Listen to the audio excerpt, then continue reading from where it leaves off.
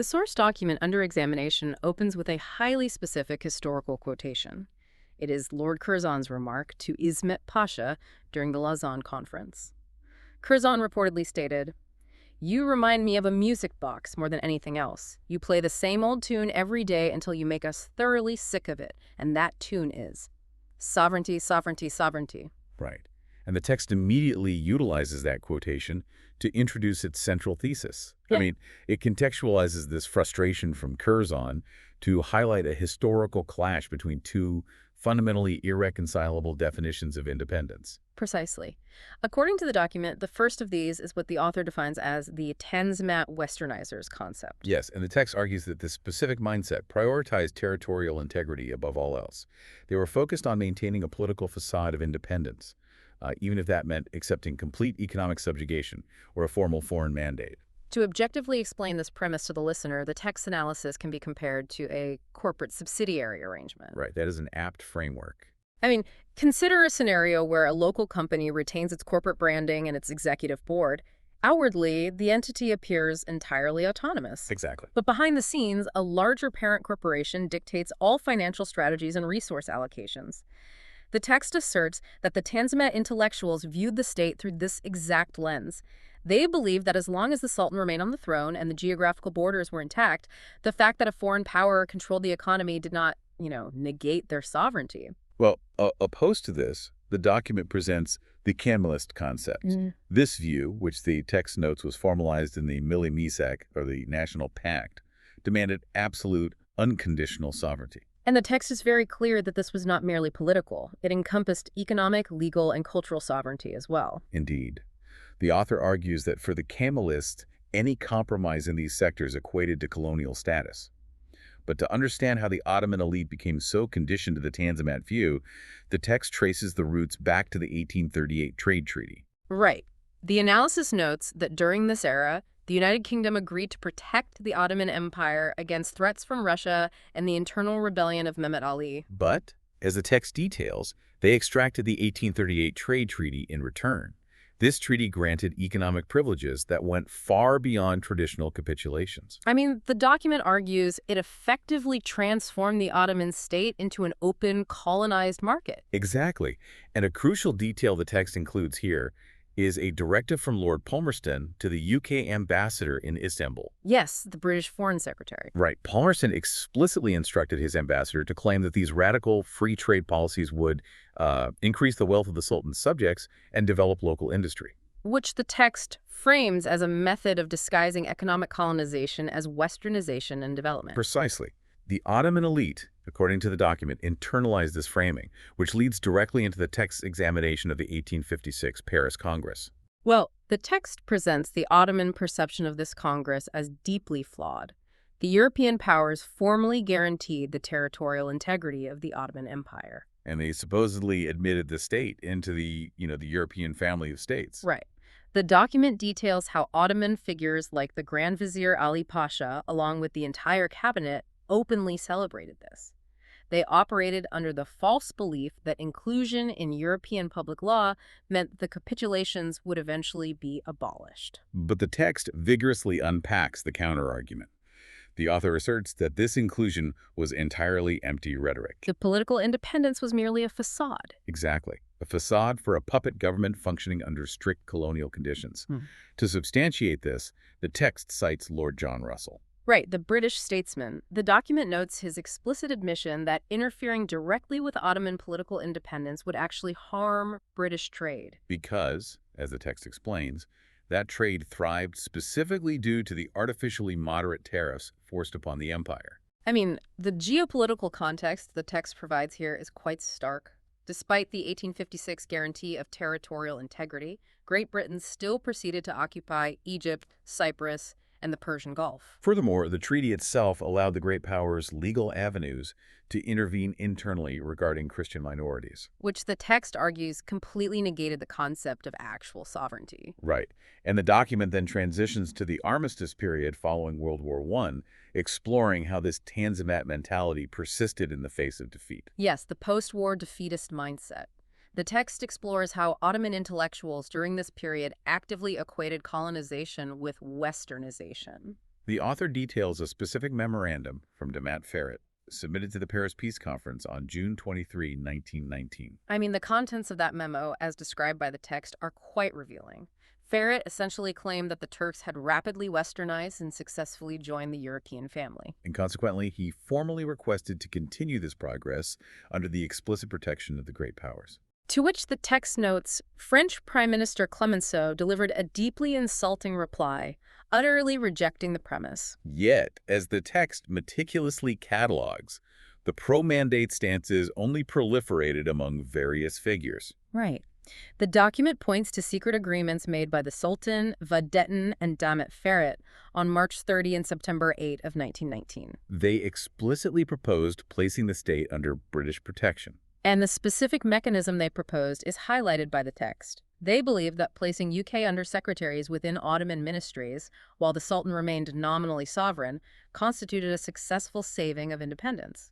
Well, it wasn't limited to the royalists either. The text quotes the nationalist figure Yahya Kemal to demonstrate the pervasiveness of this mindset. Yes, the quote in the text is quite stark. Yahya Kemal stated, even if the British take our homeland entirely, if we become like Egypt. And, the text requires us to contextualize that Egypt was a British protectorate at the time, so he was expressing a willingness to accept full colonial status to avoid outright territorial partition. The text also examines the pro-American mandate faction present at the Sivas Congress. Right. The document notes that even Ismet Pasha initially held the belief that an American mandate would be the only viable method to prevent a British partition of the territory. The text also includes a memorandum by Ismail Hami Danishmend, which provided an academic rationalization for this stance. Indeed. Danishmend praised the concept of a mandate, arguing it would actually create a more favorable position in international law than the Ottoman state had ever managed independently. Which highlights how deeply ingrained this dependency was. The text utilizes a quote from Fali Rafik to define the shift away from this mindset. Yes.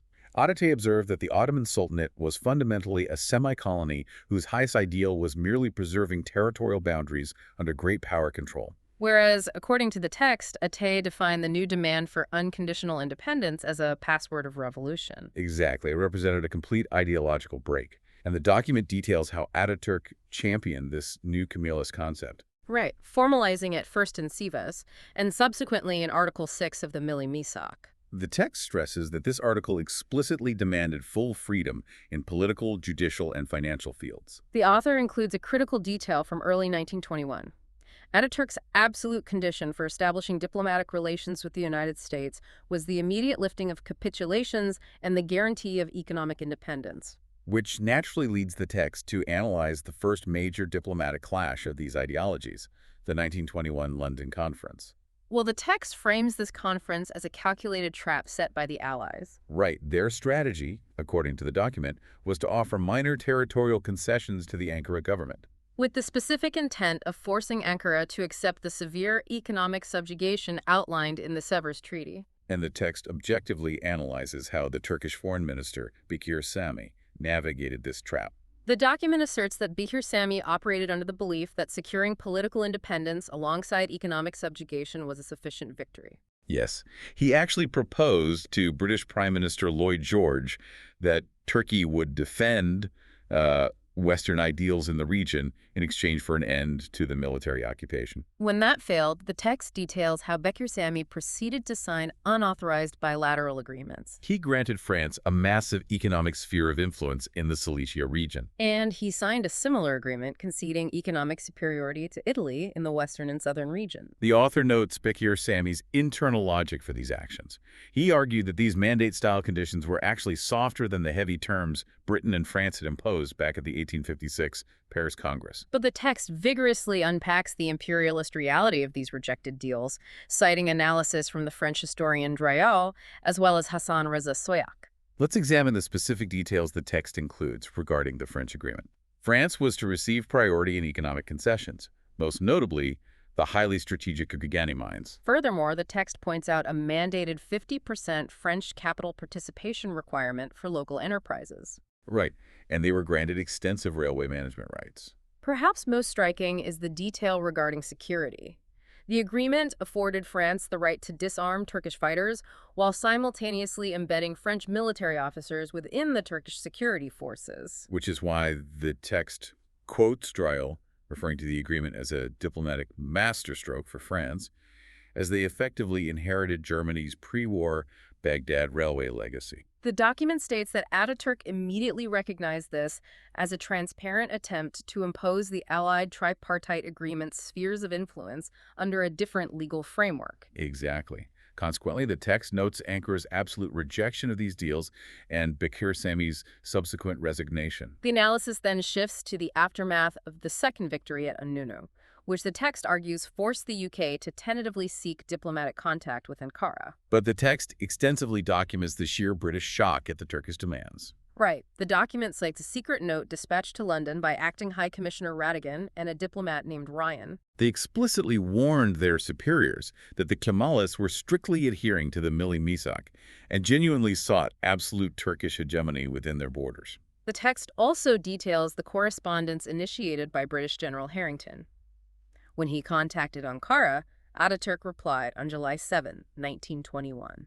And the document notes Ataturk's demands were uncompromising. He demanded full economic, political, cultural, financial, military, and legal independence. The text captures the explosive reaction to this through a documented encounter involving the Istanbul government. Right. The text describes Radigan vociferously yelling at Ankara's Istanbul representative, Hamit Bey. And this occurred directly in front of the Sultan's foreign minister, Izzet Pasha. According to the source, Radigan accused the Kemalists of being entirely out of their minds for presenting such demands. The crucial point the text highlights is that Izzet Pasha explicitly agreed with the British diplomat, characterizing the Kemalist doctrine as childish madness. Though, as the text points out, Izzet Pasha later made a significant admission to United States Admiral Bristol.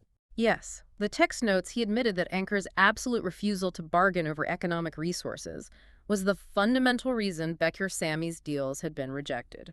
Meanwhile, the text details how the Allies collectively dismissed the Milli Misak. The French High Commissioner labeled it unimaginable. And Italy formally refused to yield any of its claimed tripartite agreement rights. Lord Curzon's reaction is also highlighted. He dismissed Ataturk's correspondence as hostile and almost insolent. The text includes a fascinating administrative detail here. It took the massive military victory at Sakarya for Lord Curzon to finally order the Milli Misak to be translated into English for the cabinet.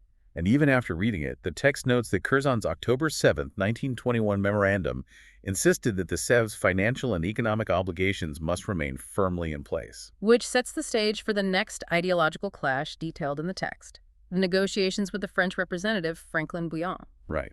The text explains that Bouillon visited Ankara with the intent to enforce Bekir Sami's previously rejected terms. According to the document, Bouillon attempted to claim that Europe simply lacked knowledge regarding the specifics of the Milli Misak. To which the text notes Ataturk firmly countered. He asserted that Europe knew exactly why blood was being shed across Anatolia, and he insisted on negotiating the pact article by article. During these talks, the text provides Ataturk's precise articulation of full independence. Yes, he argued that previous generations had left the nation supposedly independent, but structurally dependent. And the text notes his argument that this dependency directly led to a loss of national honor and the very structural ability to live. Therefore, he defined full independence as absolute freedom across politics, finance, the economy, justice, the military, and culture. He strictly maintained that lacking sovereignty in any single one of these domains fundamentally negated the concept of total independence. This uncompromising stance, the text notes, led directly to an internal diplomatic crisis. Right. The text meticulously unpacks the conflict between Foreign Minister Yusuf Kemal Tenkürşenk, Franklin Bouillon, and Fethi Okyar. The conflict initiated when Bouillon became enraged by Yusuf Kemal's demand to immediately lift the capitulations. The text quotes Yusuf Kemal stating, "The national struggle is not for land. We are fighting only for independence." Following this, the document notes Yusuf Kemal strategically withdrew from the talks under the pretext of illness. And in his absence, the text details a trap presented by Fethi Okyar. Okyar proposed a formula that granted minority populations equal rights to the Muslim majority in all matters. The author notes that the cabinet initially accepted this formula. However, the text details Yusuf Kemal's crucial intervention upon his return. When consulted by Ataturk, Yusuf Kemal vehemently rejected the proposal. The document explains his specific academic distinction here. Yusuf Kemal argued that while Okyar's formula appeared to grant civil equality, the actual issue at stake was political and community sovereignty. Right. The text notes his argument that guaranteeing equal community rights in a treaty could legally allow minorities to demand their own proportional state apparatuses. Such as autonomous police forces or separate town management structures. The text states that Ataturk immediately agreed with this analysis. He subsequently instructed Yusuf Kemal to remove Fethi Okyar from the delegation. Ultimately, the document notes that the parliament forced Bouillon to accept the restrictive Milli Misak article on minorities. And crucially, Bekir Sami's previous economic concessions were completely dropped in favor of a diplomatically vague promise letter regarding future investments. Moving forward, the text outlines how the resulting Ankara agreement fractured the Allied front, specifically regarding Italy's demands. Yes, the document details that while Britain and France still sought to preserve the core economic mechanisms of Sèvres, Italy focused solely on securing its tripartite agreement sphere of influence. The text cites a March 22, 1922 meeting in Paris where Italy declared this sphere vital, explicitly complaining that it lacked the mandate lands granted to Britain and France. The text then details an August 1922 diplomatic note sent by Italy to Ankara. Right. Italy offered to mediate the ongoing Greco-Turkish war, but in exchange, they demanded secret oil concessions and the formal retention of their influence zones. While Ankara was dealing with this external extortion, the text objectively presents an analysis of a major internal political threat. This was the faction identified in the text as the Second Group, prominently led by Rauf Bey. According to the document, this faction was heavily influenced by the old Istanbul elite and British propaganda. The text notes they argued from a position of defeatism. They claimed the army lacked attack power and that the Greeks simply could not be militarily defeated. Therefore, they argued that compromising with the Allies was an immediate necessity. Which, the text points out, effectively required the complete abandonment of the Milli Misak.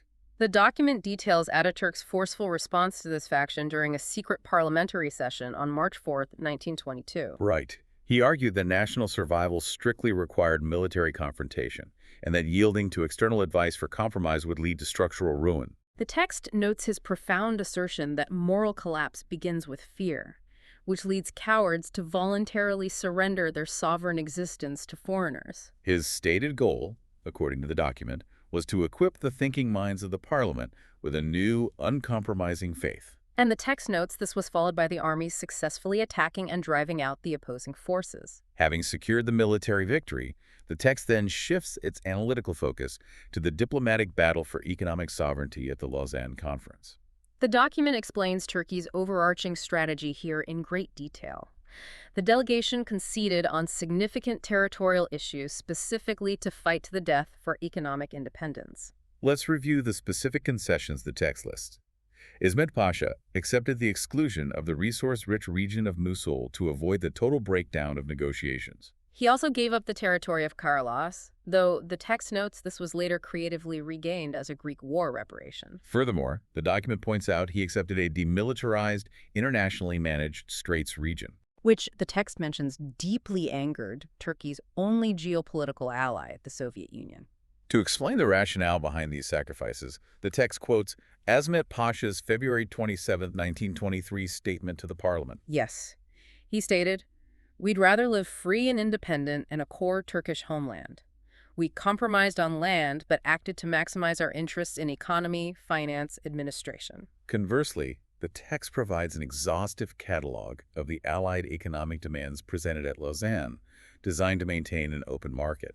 The text lists the demand for the retention of the Dünya Umumi, the foreign-run public debt administration. They also demanded the new state assume all historical Ottoman debts. Furthermore, the document notes demands for extensive privileges and compensation for foreign companies. They insisted on embedding foreign judges within the Turkish judicial system. The text points out they also demanded strict limitations on Turkey's ability to alter its own customs taxes or subsidize national industry. And finally, they demanded the right of free settlement for foreign nationals. The text meticulously analyzes the rhetoric used by Allied diplomats to justify this framework of dependency. Right.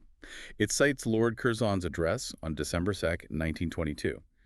Curzon actually claimed that it was the presence of foreigners that had enriched Turkey. The document notes his argument that without foreign judges and capital, the economy would collapse, reducing Turkey to a lost small country in the desolation of Asia. The text also examines the arguments of the French delegate, Bompard. Yes, Bompard argued that capitulations were historically necessary to save Turkey from isolation. And the text explicitly points out that Bompard used a false historical citation regarding Suleiman the Magnificent's motives to support his claim. The document then highlights the approach of Sir Horace Rumbold from the UK. Rumbold utilized economic threats, stating that without capitulations, Turkey would simply be unable to find borrowed money. The text notes he also mocked their pursuit of independence, comparing them to Japan, which he pointed out took 20 years to negotiate the lifting of its capitulations. The analysis also includes the specific demands of the French representative, Serres, and the U.S. representative, Gillespie. Right. Serres explicitly demanded the abolition of the Unionist-era industrial encouragement law, effectively trying to ban domestic subsidies. While Gillespie, according to the text, demanded full, unrestricted privileges for American corporate entities. This overwhelming pressure, the text details, culminated in Lord Curzon's late January 1923 ultimatum. Curzon demanded total acceptance of the terms by February 4, threatening the end of peace talks if they refused. The document notes Ankara's response. They instructed Esmet Pasha to present a firm counterdraft and return to Turkey if it was rejected. The text quotes Ataturk's stance during this crisis. If they insist, war is necessary. When the talks subsequently broke down, the text details Esmet Pasha's statement to the international press. He emphasized his willingness to sacrifice territorial and minority administration points for peace. But, as the text notes, he absolutely rejected structural economic slavery. Right. He specifically refused to sign secret contracts made during the Allied occupation or to classify Ottoman-founded companies as foreign entities. Following this diplomatic breakdown, the text introduces Ataturk's immediate domestic response. The convening of the Izmir Economic Congress on February 17, 1923. The document analyzes Ataturk's speech at this Congress, noting he defined Ottoman history's rises and falls purely through an economic lens. Yes. The text points out he explicitly defined the former Ottoman state as a colony. Because, as he argued, it lacked the sovereign independence to tax foreigners, set its own customs, or build domestic factories. He concluded that recent political and military victories had to be systematically crowned with economic victories to ensure national survival. The text then objectively details the gradual achievement of independence when the Lausanne talks eventually resumed. The document acknowledges that full independence was not immediate. The Düğünü Umumi apparatus remained temporarily in a reduced capacity. And Turkey lacked sovereign control over its customs tariffs for a period of 5 years. Additionally, the text notes the state lacked a functional central bank. The source material offers a critical analysis of this outcome, citing İsmet İnönü's foreword to the published Lausanne proceeding. Right. The text argues the Allies engaged in an imperialist waiting game. They accepted the compromise treaty, hoping the new state would fail to digest its rapid reforms, inevitably go bankrupt, and return to beg for international loans. Thus falling back under the old colonial debt system. However, the text outlines the Kemalist countermove that frustrated these hopes. After observing the struggles of private industry, the text notes Ataturk and İnönü implemented a system of planned etatism. This involved the first 5-year plan, moving aggressively towards state-built heavy industry and agricultural reform to secure independent development. Despite this, the text traces a concerning, persistent theme, the resurgence of the Tanzimat mentality within the Turkish leadership. The document notes that figures like Kavit Bey, who served as a financial advisor at Lausanne, and Hüseyin K. Yelchin publicly criticized the delegation. They criticized them specifically for resisting the imperialist debt conditions, demonstrating a lingering preference for the old dependency model.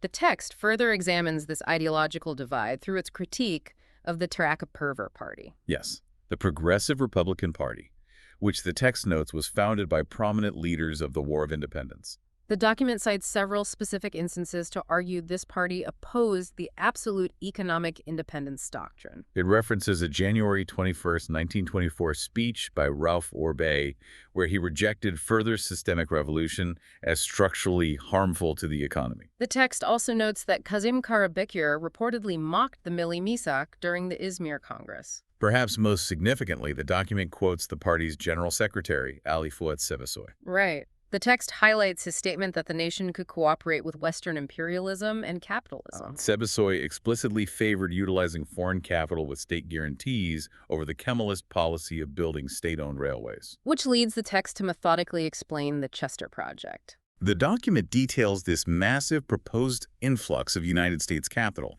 heavily supported by Ralph Orbay. The text notes Orbay specifically promised U.S. Representative Galaxy priority rights for oil extraction around Lake Van. The project's scope, as the text notes, even involved the Panama Canal engineer, General G.W. Goethals. The document highlights how this was spun in the press. Journalist Ahmet Emin Yalman praised the Chester concession as salvation from European imperialism. The text argues perfectly aligns with the Tanzimat mentality's constant search for a benevolent foreign protector. The text details the intense parliamentary debate over the project in April 1923.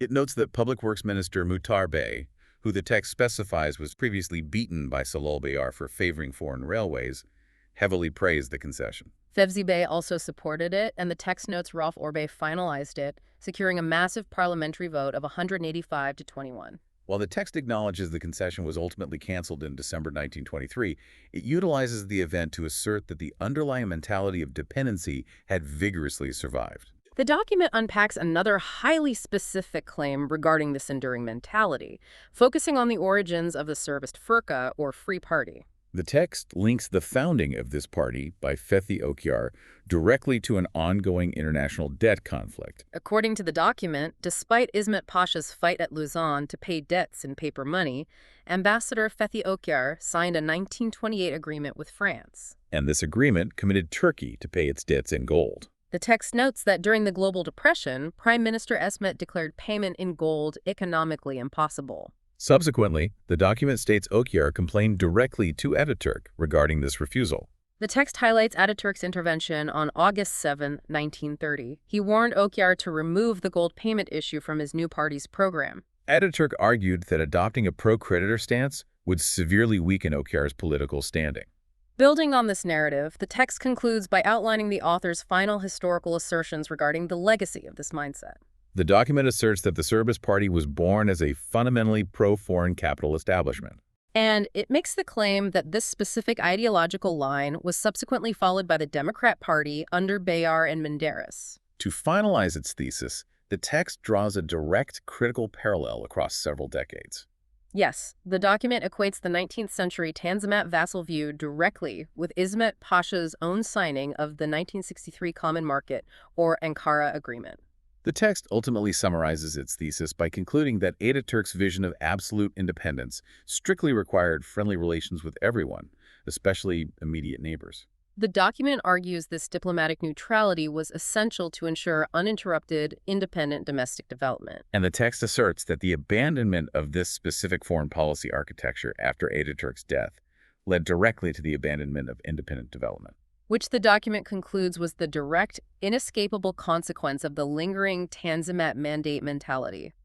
This completes the comprehensive examination of the source document's analysis and historical assertions. If the historical dichotomy presented in this text holds true, how might the structural constraints of modern globalized financial institutions mirror the economic clauses of the Sevres treaties? And does true Kemalist economic sovereignty remain structurally possible in a 21st century interconnected economy?